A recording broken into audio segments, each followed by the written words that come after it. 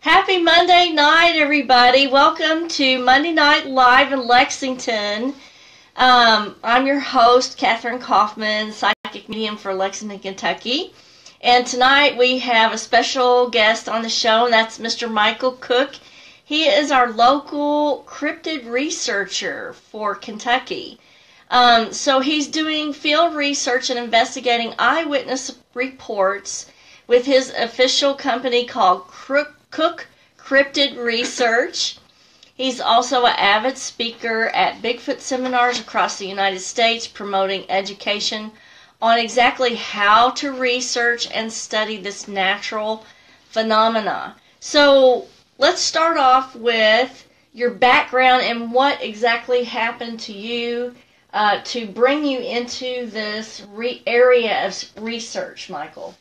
Well, Kathryn, 16 years ago, something amazing happened to me. And it changed my life, for the last several years. And I guess it'll change it forever now. I was 16 years old, hadn't had my driver's license long. And I decided to skip school one day to go fishing. And when I skipped school, I went to this river outlet at Martins Fork Lake in Harlan County, where I'm from originally. And I was fishing. It was in October. It was a beautiful fall morning, kind of warm. We don't have bad winters and falls here in Kentucky. No. So I was fishing, and I heard something up on the hill, and I kind of played it off as, squirrels playing or a deer or, birds or something. But after a while, it got louder. It sounded like footsteps. And this is a really steep embankment. Mm-hmm. And whenever, it happened so quick, it was almost like, to this day, I still don't know whether it took a wrong step, if it slipped on leaves, what happened. Mm-hmm. But it came tumbling down this mountain. It sounded like somebody threw a Volkswagen Beetle. Oh, wow. And it landed 50 feet in front of me right there in the river. Oh, my God. What did you do? Well, there was a big ball of hair at first. Uh-huh. And I said, first I thought bear. Because Bigfoot didn't exist at that time. In your mind, yeah. No, it didn't exist at all in my mind. Uh-huh. And so I laid my pole down, because if it was a bear, it probably was going to be mad when it come out. Oh, yeah. And maybe if it would come out on my side, I had to go on and run. Mm-hmm. And when it stood up, it stood up out of the water. The water was about, sternum deep, there its diaphragm. And it held its arms up, and wiped its eyes out, and made its way across the river, went up an embankment 5 foot tall. Wow. When it got up on level ground, Uh-huh. that's where it stopped, and it shook like a big dog. Uh-huh. And at this moment, I'm standing there in awe. I just don't know what. In shock. Yeah, I don't know what to do. I don't know what it is. Yeah. And it turned and looked at me, and its skin, you could see hints of skin right here underneath the eyes. Mm-hmm. Big wide nose. And, its fingers. I noticed its hands, its fingers had 5 fingers on each hand, big long, size of bananas. Wow. Jet black fingernails, and the palms of his hands were black, really dark brown or black. But when it fluffed out and dried off, it was a really, really dark brown with hints of red in it. Mm-hmm.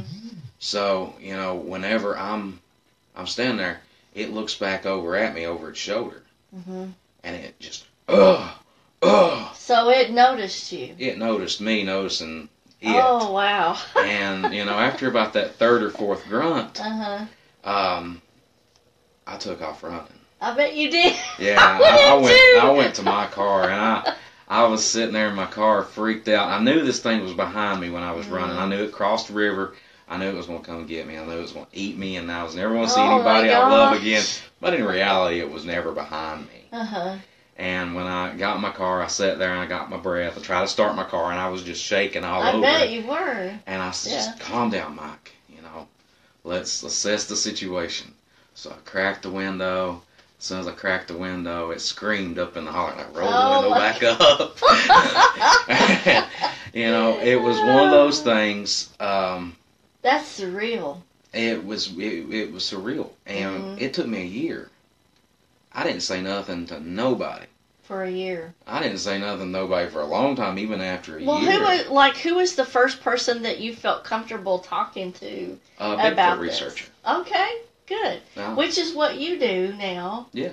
So, Cryptid research. I wanted to also ask you, so that you can let the audience know, what is a crypto researcher? What is a cryptid researcher? Cryptozoologist. Cryptozoologist. What do you guys do? Cryptozoologist.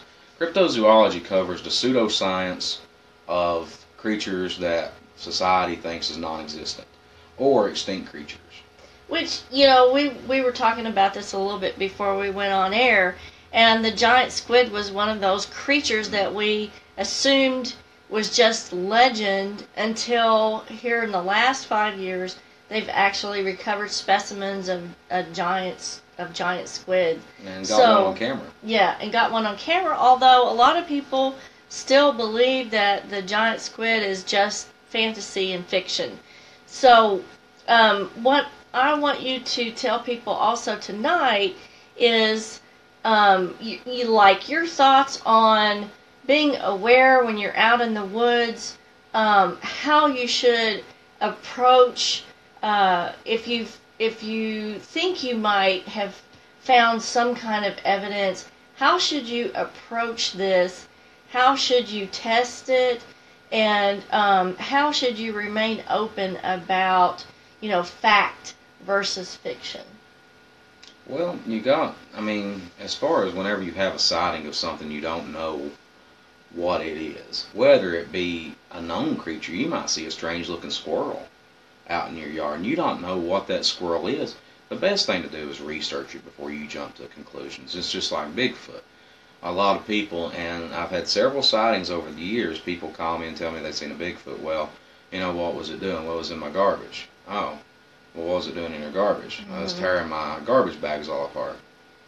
Oh, well, did it walk on 2 legs? Well, no, it walked on 4 legs, but it was big and hairy. It's probably a bear. Right. Let's not jump to conclusions just because finding Bigfoot and monster hunters and this and that is all over TV now. Mm-hmm. Doesn't mean that every single thing you see out in the woods is going to be Bigfoot related.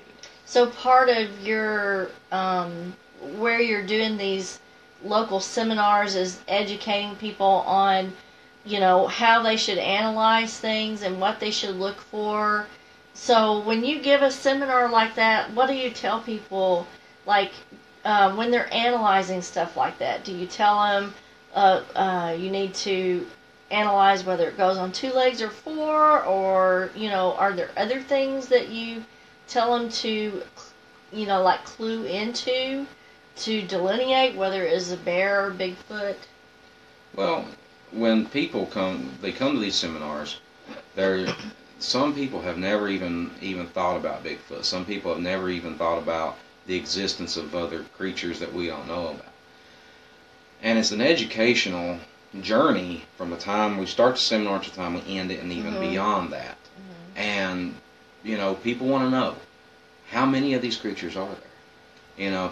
It's a common misconception that a lot of people believe that there is only one Bigfoot. And that's the one that was famously caught on camera out in Northern California. Across the river, and her name was Patty. Mm-hmm. For all intents and purposes, that was Patterson and Gimlin who done that, and Bob Gimlin is a good friend of ours. That was some good footage, too, I thought. Oh, yeah, and if you've ever heard the story from his mouth, he goes through it weeks prior to weeks after. Wow. And even years after what happened. Yeah. And it's a fantastic story, and he'll paint it just like an artist. Mm-hmm. But when people come to these seminars, the best thing for them to do is keep an open mind, and don't just automatically assume that something's Bigfoot. Right. Even though you might hear a knock in the woods, and some people would automatically assume that's a tree knock. Mm-hmm. But there's also other things out there. Nature, wood cracks and pops. Mm-hmm. What we do when we knock on wood, we're doing what they call a tree knock, and we take a large piece of wood or a baseball bat and peck on the tree real loud, and we're listening for a return knock. Now, that's not natural if it returns. Right. The chances are astronomical of that actually happening right after we knock. Mm-hmm. That nature does it. Right. So another creature is knocking back. Right. And we still, to this day, all of us researchers, some of us researchers, think that we got Bigfoot narrowed down. They call ourselves experts. There's no such thing as a Bigfoot expert because it's never been proven to exist. Right. Not yet. Not yet. We're on the verge, but not yet. All it's going to take is one single piece of DNA, and that's going to be it. The search is going to be over. Right.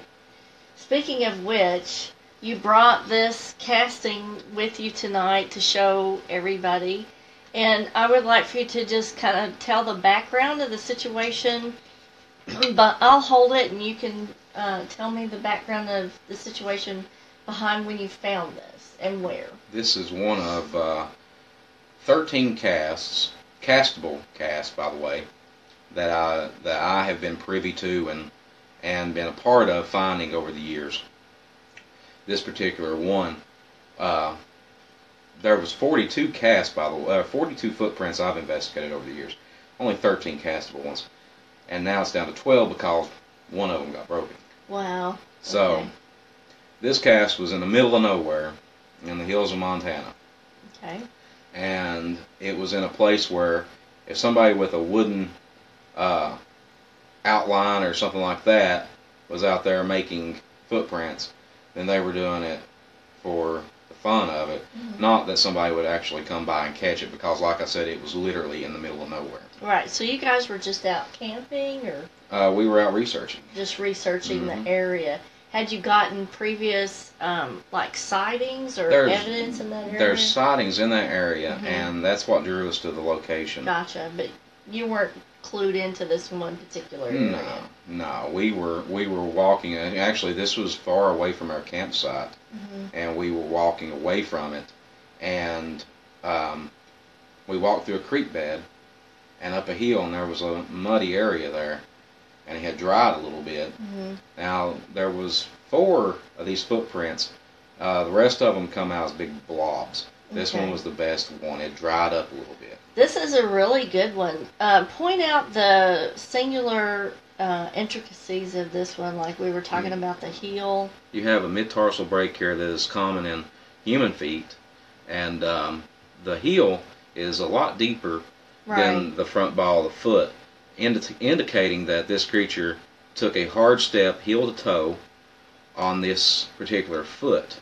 Now, that's not all the way conclusive with every footprint, because every footprint is different. There could have been something wrong with this one. It could have had a bad leg on the other one. He was letting all of his weight down. These aren't the biggest ones. There's one in my collection that's 18 inches long. Oh my gosh. Yeah, this one's only 13 and a half. Only 13. Only 13 and a half. It's a large foot, but you know, the details of it was what this always... one is very complete and detailed. And so I would say this is one of the better ones. I also wanted to ask you, because I know my viewers want to know, like, how many sightings we've had in Kentucky. Well, the sighting database, there's several teams in Kentucky. You have the Northern Kentucky Bigfoot Hunters, Chris Page's group down south, the Southern Bigfooters of Kentucky, Charlie Raymond's group, the Kentucky Bigfoot Research Organization, and several little two-man teams or solo teams like myself throughout the whole state. Me personally, I've found and been contacted by 357 people over the years, and around 403, but the rest of those are complete BS. I didn't believe them. I have a hard time believing them. It was just inconceivable nonsense. Right. So, combining my reports with Charlie Raymond's and Chris Page and up in Northern Kentucky and all the little mom and pops and solo teams around here, they are probably up in thousands. Kentucky is a very big hot spot for Bigfoot. Well, I know it's been a few years back when David and myself and a friend of ours went actually, we were doing ghost hunting. We were doing an investigation of Joppa Church, which is out near Mammoth Cave. And they were outside the church, and I was actually inside the church, and they got some knocks and a huge stone thrown at them, and maybe what sounded like a scream. So the thought was that that might have been a sighting. So where are the areas, like are there certain hotspot areas in Kentucky that you get more sightings than others? Yeah, well, Mammoth Cave area. Ha ha! That's down there where Chris Page lives, the Southern Bigfooters of Kentucky. He lives in the Glasgow area. And down that way and out in the western part of the state, up toward Louisville, northern Kentucky. And then out in the eastern part from Berea on. Do the sightings differ between locales? They do. The more rural the area, the more likely you're going to see something. Wow. You take, like me, from Harlan County, there's been several reports besides my own that's came out over the years. And some of them date back into the 60s, and one dates back into the early 50s. Wow. That's the longest one I've ever investigated. One of the oldest one I've ever investigated was the Daniel Boone sighting. I didn't hear about Okay, that. You're Daniel going to have to Boone. fill us in on that. Daniel Boone claimed, now this is in his diary, he claimed to kill one.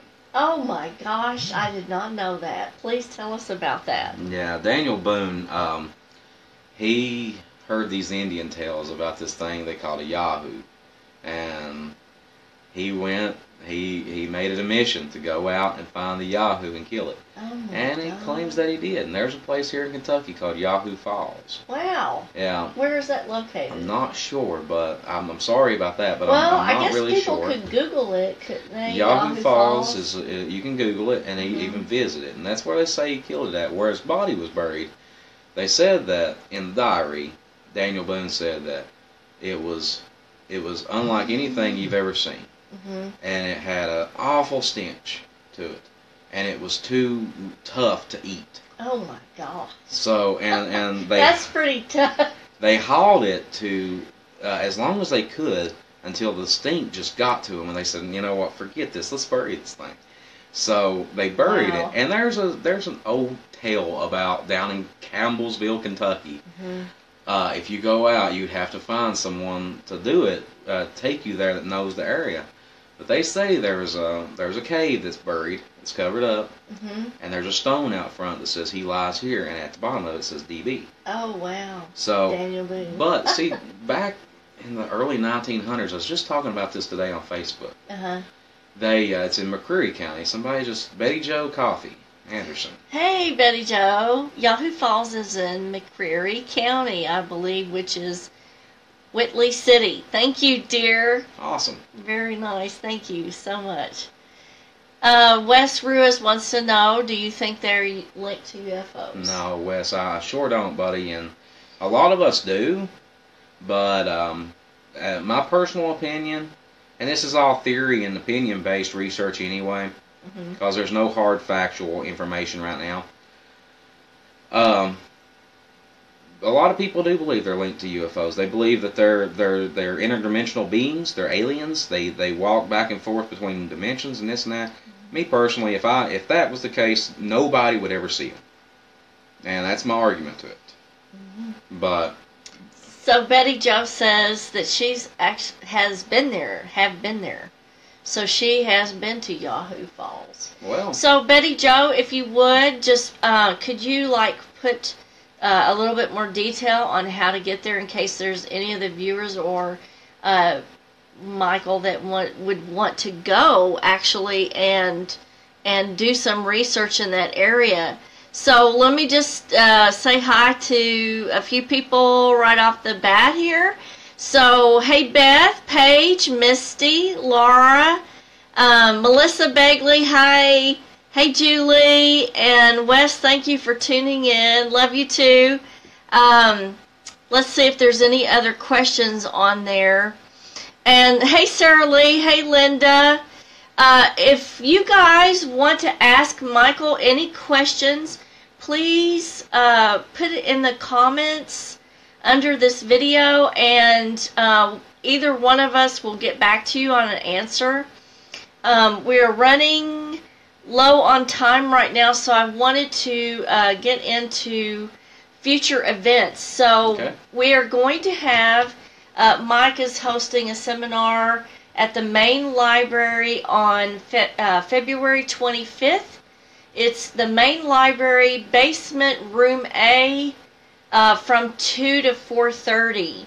And I'm going to be there, David's going to be there, and hopefully my grandkids, I'm going to drag them too, because you have a special segment for kids on your seminar, which I'm really interested in. They're a whole lot smaller than this, but they will get to make their own footprint out of their own foot. Oh, that's awesome! And I can't reveal how we do it, but it's fun for the kids. They get to get a little dirty, and they take away something from the seminar. Yeah, and it gives them a little bit of knowledge about something that is mysterious, but now you're kind of bringing it more into the forefront of a physical thing. Mm-hmm. I also wanted Michael to tell us about his book, which he's releasing hopefully this year. We're gambling on late summer of this year. It's called My Journey into the Unknown. And what's that going to be about? Well, you all will take a step with me from the time the Bigfoot rolled out of the hill and into my reality that day all the way up until now, where I've interviewed psychic mediums and studied about death of all things. So and several other cryptid journeys I've been on through the years. I talk about, recently I just added the chapter about what happened in Indiana that we discussed a few days ago. Yeah. When I felt like my brain had been hacked into by some kind of spirit.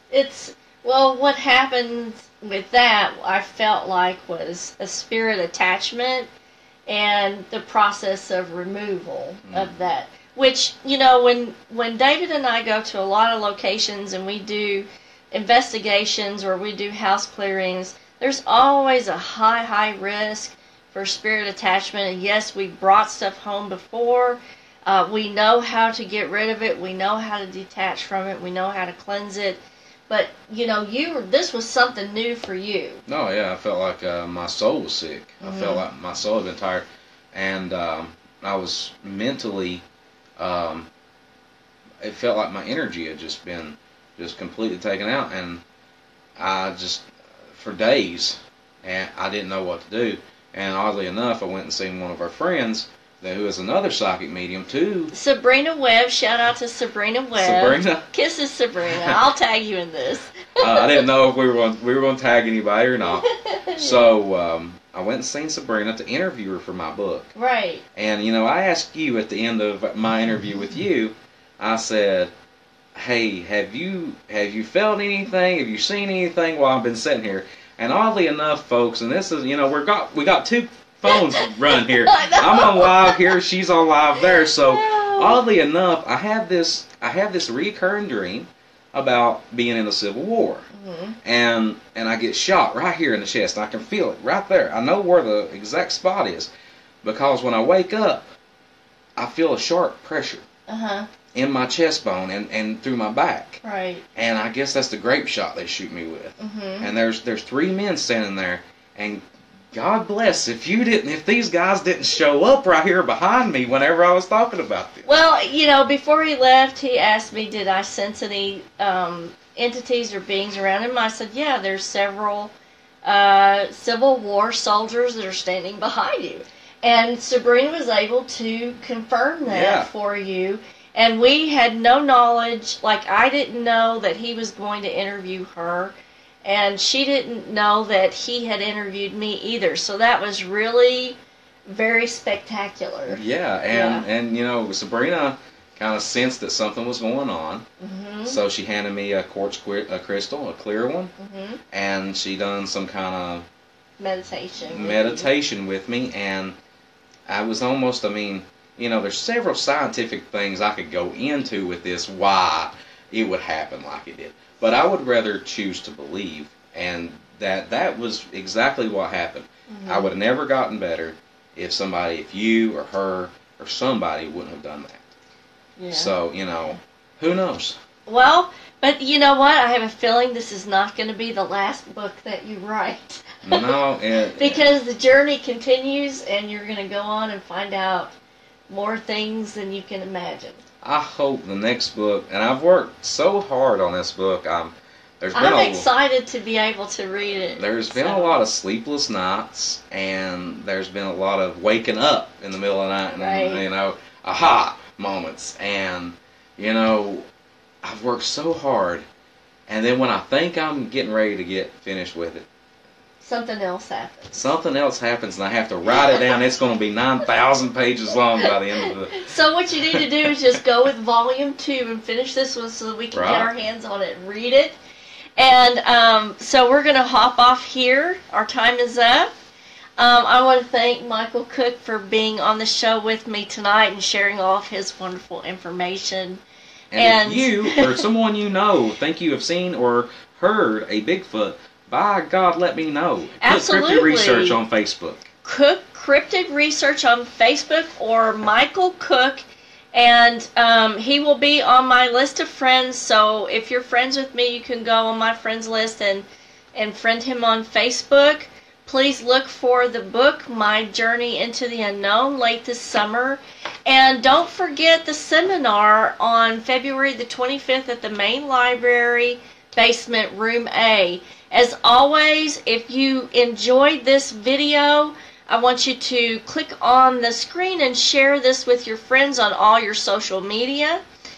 Hit the notifications and put C first on notifications, because I do this show every Monday night. And all of these videos will be uploaded to YouTube, and I'll put the link in the comment section. And if you want to buy a reading, just go to my website. It's KathrynKauffman.com, and I do email, phone, video chat, and in person. See you next Monday night. Kisses from Kentucky. Bye, guys.